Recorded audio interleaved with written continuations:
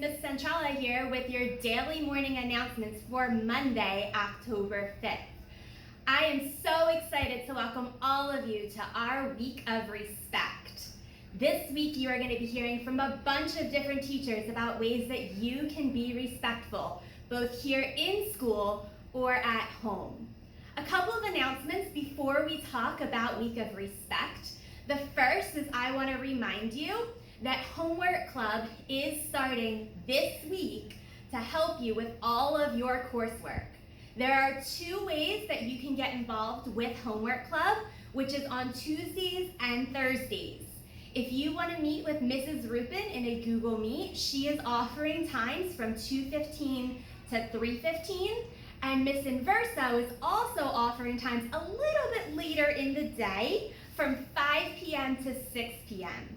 The information is posted on your homeroom Google Classroom if you are interested in joining. If you are interested in another after-school club, this week, starting today on Monday, we are starting with Book Club. There are 2 different book clubs that are available to you, one for 5th grade and one for 6th grade. And again, that information will be posted for you on our Google Classroom for homeroom. So make sure you check that out. Before we end this morning, I just wanted to talk to you about the first way that we're going to be celebrating the Week of Respect, and that is by thinking before we act, before we speak. So that word think actually represents a different way for each letter that we can show respect. So right here I have a piece of paper that I have crumpled up, which represents all of the ways that sometimes we can be a little bit unkind to each other. But if we stop and think, we can keep that from happening. The first letter is T, which means before we do anything, we should ask ourselves, is it true?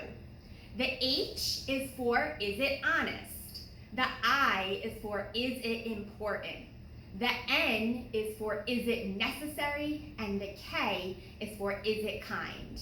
The reason we want to stop and think is because just like the heart right here, when we say something unkind, we can apologize, but it can be a little hard to fix a wrinkled heart. So this week, Ritterrands, I want you to stop and think if you are showing respect before you act and before you speak. Please rise for the flag salute. I pledge allegiance to the flag of the United States of America and to the republic for which it stands, one nation, under God, indivisible, with liberty and justice for all. Have a great day and a great week of respect.